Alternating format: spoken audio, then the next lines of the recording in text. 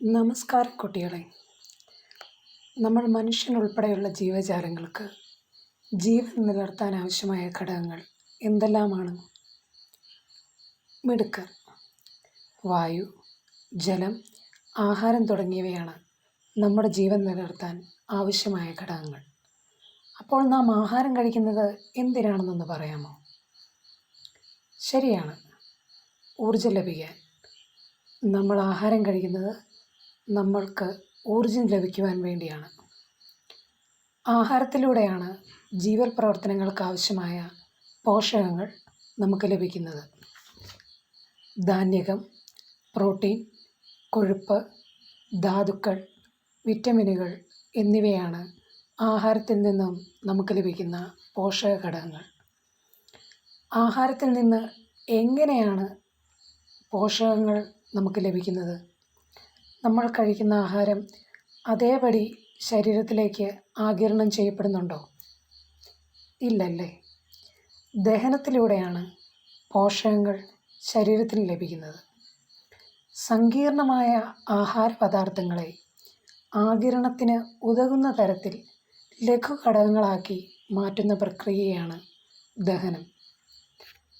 ജീവജാലങ്ങളിൽ കാണുന്ന ദഹന വ്യവസ്ഥയ്ക്ക് ഒട്ടേറെ സവിശേഷതകളുണ്ടെന്ന് നിങ്ങൾക്കറിയാമല്ലോ. നമ്മുടെ ദഹന വ്യവസ്ഥ എന്താണെന്നും അതിലുൾപ്പെടുന്ന ഭാഗങ്ങൾ ഏതൊക്കെയാണെന്നും നമുക്ക് നോക്കാം. ശരീരത്തിലെ ദഹന പ്രക്രിയ നടത്തുന്ന അവയവങ്ങളുടെ സമൂഹമാണ് ദഹന വ്യവസ്ഥ.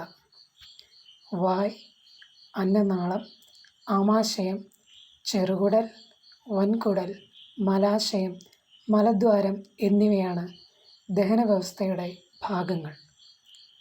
അന്നപഥത്തിലൂടെയുള്ള ആഹാരത്തിൻ്റെ യാത്ര ആരംഭിക്കുന്നത് വായിൽ വച്ചാണ്. പല്ലുകളുടെ സഹായത്തോടെ ആഹാരത്തെ ദഹനത്തിന് അനുയോജ്യമായ ചെറുകണികകളാക്കി മാറ്റുന്നത് വായിൽ വച്ചാണ്. ഉമിനീരിൽ അടങ്ങിയിരിക്കുന്ന വിവിധ എൻസൈമുകളുടെ പ്രവർത്തന ഫലമായി വിവിധ രാസമാറ്റങ്ങൾ സംഭവിക്കുകയും ചെയ്യുന്നു. തുടർന്ന് അന്നനാളത്തിലൂടെ ആഹാരം ആമാശയത്തിലെത്തുന്നു. ഭക്ഷണം ആമാശയത്തിലെത്തുന്നത് അന്നനാള ഭിത്തിയിലൂടെ തരംഗരൂപത്തിലുള്ള ചലനം കൊണ്ടാണ്. ഇത്തരം ചലനമാണ് പെരിസ്റ്റാൾസിസ്. വായ്ക്കുള്ളിൽ വെച്ച് അല്പം മാത്രം ദഹിച്ച് ആഹാരപദാർത്ഥങ്ങൾ ആമാശയത്തിലെത്തി കൂടുതലായി ദഹിക്കപ്പെടുന്നു. തുടർന്ന് ആഹാരം ചെറുകുടലിലെത്തുന്നു.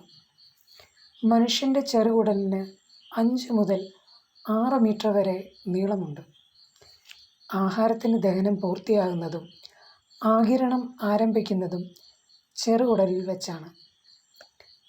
പോഷകഘടകങ്ങളുടെ ആഗിരണത്തിന് ശേഷമുള്ള ദഹനാവശിഷ്ടങ്ങൾ വൻകുടലിലേക്ക് നീങ്ങുന്നു.